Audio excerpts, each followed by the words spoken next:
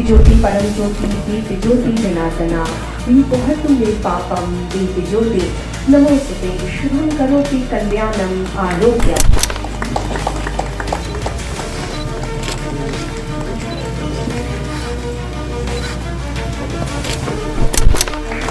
हरित स्वागत हेतु इसमें हरित कुछ भेंट करें।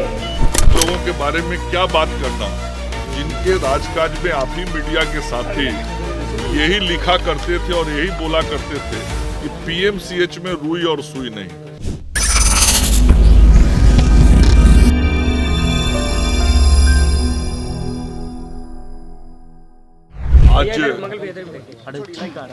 आज राज्य स्वास्थ्य सुरक्षा समिति की ओर से आयुष्मान योजना में जुड़ने वाले नए अस्पतालों के उन्मुखीकरण के कार्यशाला का आयोजन किया गया।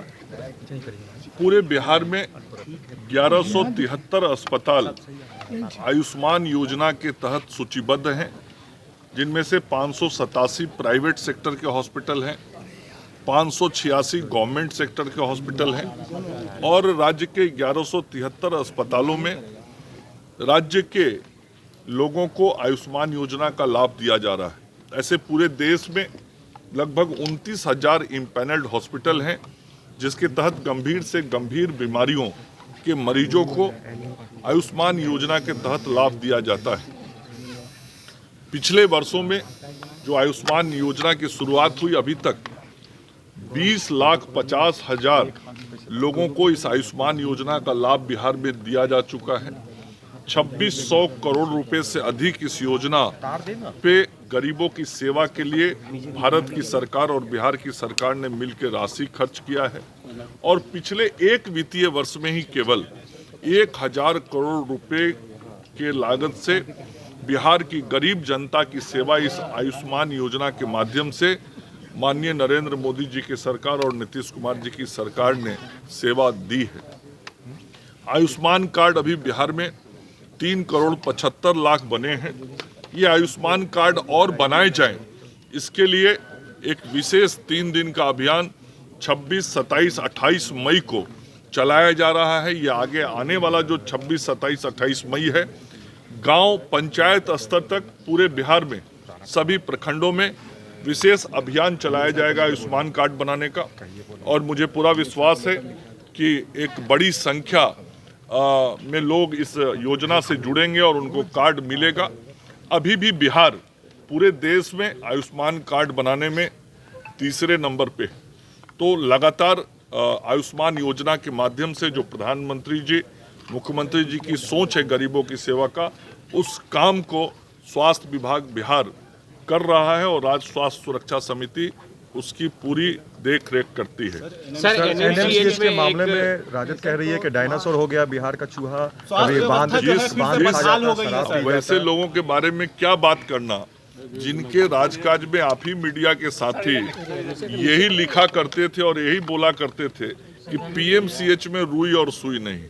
तो जिन लोगों ने ऐसी व्यवस्था राज्य के अंदर खड़ी कर दी थी, उनके किसी भी टिप्पणी करने पे मैं नहीं समझता हूं कि मुझे आज टिप्पणी करनी है। हाँ, यदि व्यवस्था में कहीं से कोई शिकायत मिलती है तो उसको ठीक करने का काम हमारा है, हमारी जिम्मेवारी है।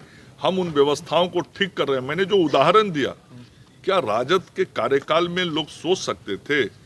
अभी मेरे पहले कुछ महीनों के लिए जो नेता प्रतिपक्ष स्वास्थ्य मंत्री थे, क्या किया उन्होंने बिहार में? कहीं अस्पताल बनाया क्या? कहीं लोगों को रोजगार दिया क्या? स्वास्थ्य विभाग में नियुक्तियां करवाई क्या? कुछ नहीं किया सिवाय भाषण देने के। और आज भी अब चुनाव नजदीक आया तो भाषण दे रहे हैं। और मैं तो बार बार कहता हूं तेजस्वी यादव जी को, किसी भी खुले सार्वजनिक मंच पे आके आप मुझसे बहस कर लीजिए कि बिहार में स्वास्थ्य व्यवस्था को किस तरीके से हम लोगों ने ठीक किया है।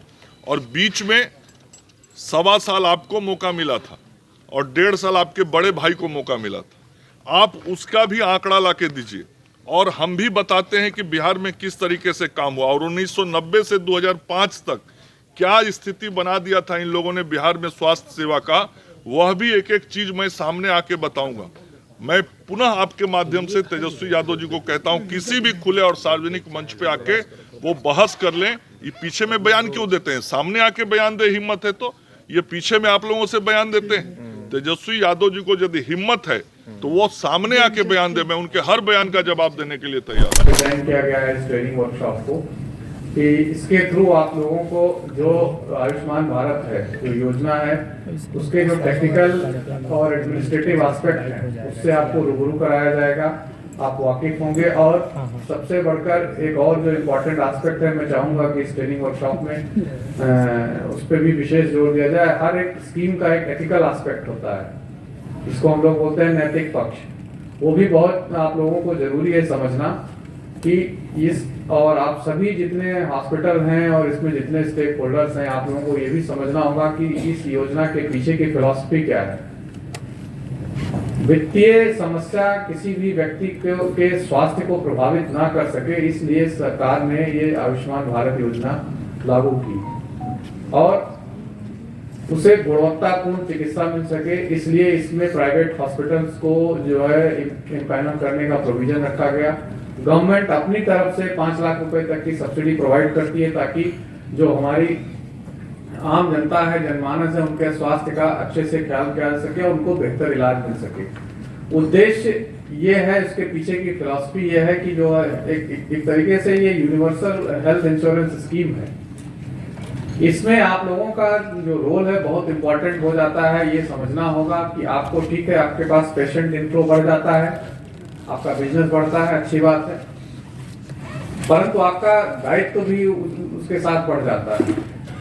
आप उनको just patient with government banking नहीं समझ सकते हैं। इसीलिए अपनी भी जो प्रेजेंटेशन कर रहे थे यहाँ के प्रशासकीय अधिकारी, जो उन्होंने आपको फ्रॉड और इस सब के बारे में बताया, वो उस चीज को समझिए। मेरी आप लोगों से अपेक्षा है कि इसके एक एक तकनीकी पहलू, बेनिफिशियरी रजिस्ट्रेशन से लेकर के क्लेम सेटलमेंट तक आप अच्छे से समझिए और इस कार्यशाला में आपके मन में कोई शंका है, कोई प्रश्न है, उसका समाधान यहाँ से कर लीजिए, ताकि जब आप यहाँ से वापस जाएं और आप सूचीबद्ध हुए आयुष्मान भारत योजना को अपने अपने इंस्टीट्यूट में लागू करने के लिए, उसके बाद कहीं कोई कंफ्यूजन ना रहे कि आप टेक्निकल एस्पेक्ट को ठीक से समझ नहीं पाए, एडमिनिस्ट्रेटिव एस्पेक्ट को ठीक से समझ नहीं पाए, ये पेपर अपलोड करना था, दूसरा पेपर अपलोड कर दिया, उसके चलते बेनिफिशियरी सफर ना हो।